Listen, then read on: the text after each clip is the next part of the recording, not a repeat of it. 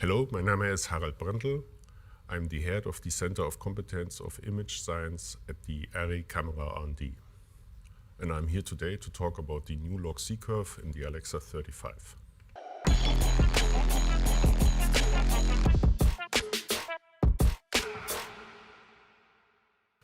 The existing LogC curve you all know from ARRI cameras like the ARRI Mini LF or the ARRI Mini is the third version of the LogC curve. We always just called it LogC because there was only one version at a time.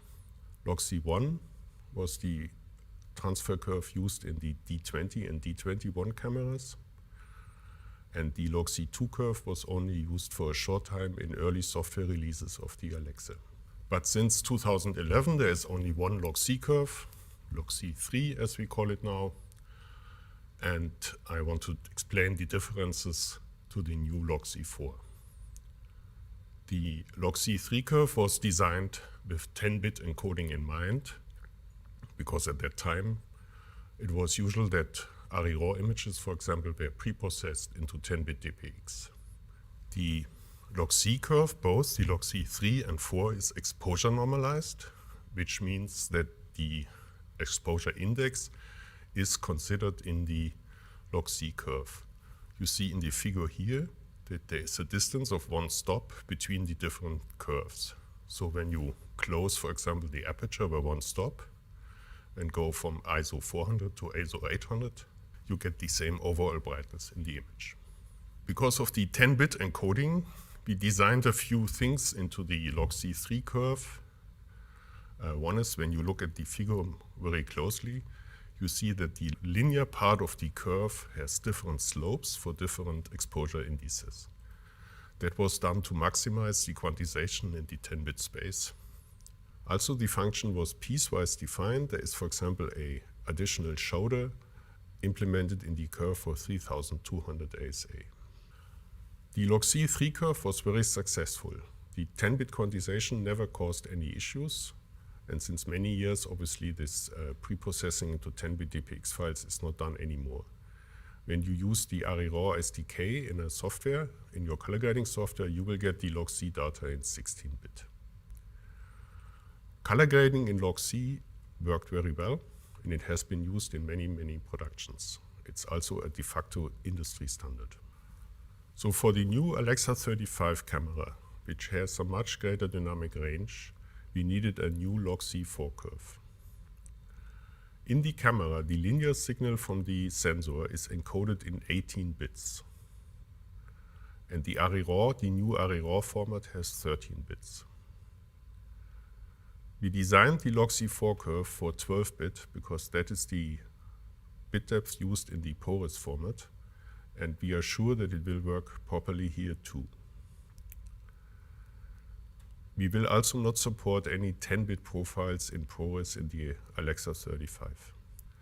Also, when you look at the figure here, you see now that the slope of the linear part of the curve is parallel for all exposure index values. There is no dependency anymore on the exposure index. This, and the fact that the new formula is a single algebraic expression, makes implementation of the forward and inverse transform much more easy. When you look at the figure more closely, you see now that all exposure index values have the same slope. So there is not a dependence here anymore from the exposure index. And also the curve is a single algebraic expression, which makes implementing it or its inverse function much more easy. The most striking difference when you look at LogC4 images compared to LogC3 images is that they appear darker. In LogC3, the reference level for middle gray was at 39%. In LogC4, it's at 28%. But this lower slope of the curve creates the headroom we need in the Alexa 35. You see in the figure that the LogC4 curve reaches its maximum value about 2 stops after the LogC3 curve. That is the additional headroom we have in LogC4 for the highlight dynamic and for the highlights we can capture in the Alexa 35 camera. I want to show you this in examples here in images. You see on the left-hand side an image captured with a Alexa Mini, and on the right-hand side an image captured with the Alexa 35. The left image is in LogC3 and the right image is in LogC4.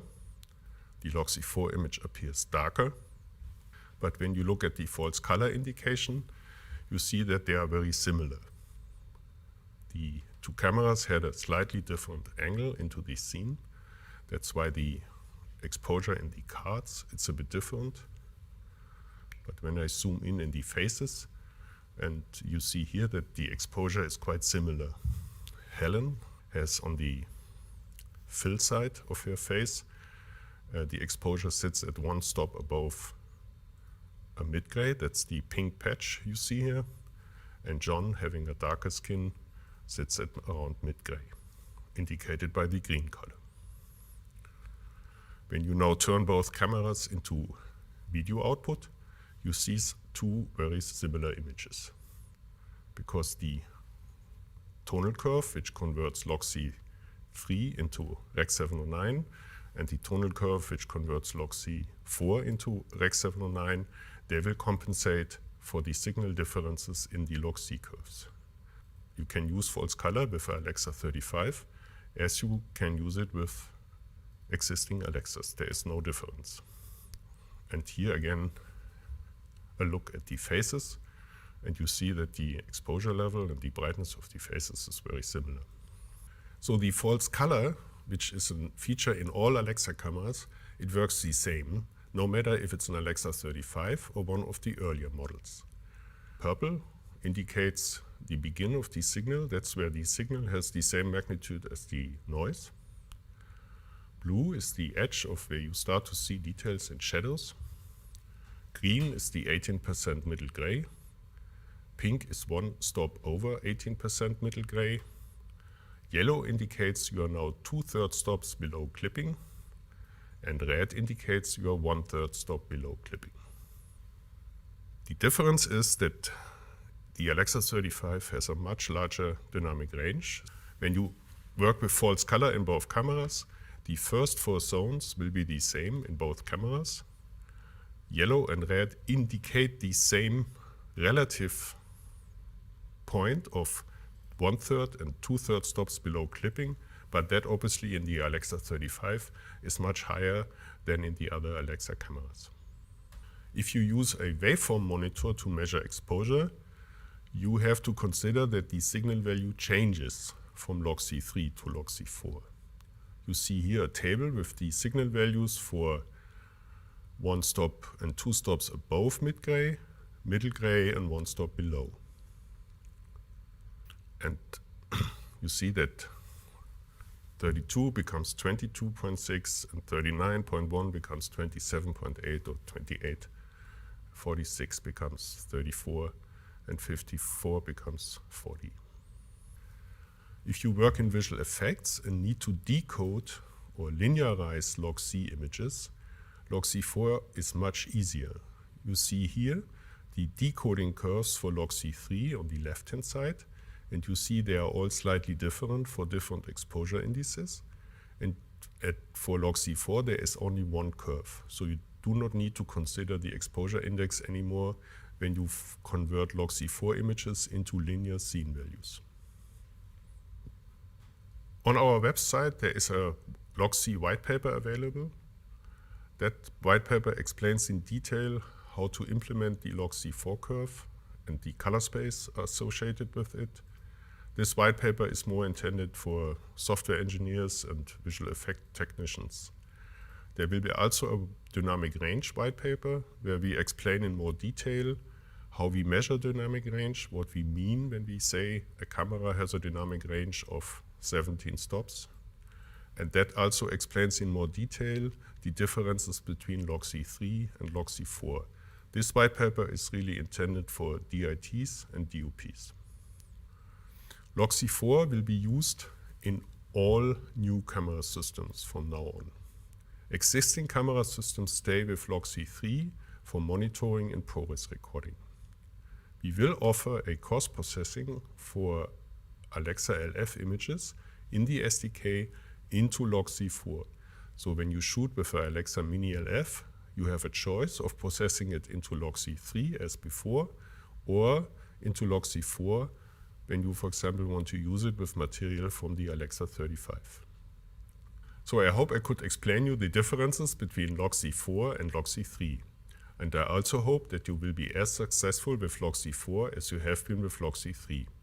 Thank you very much and goodbye.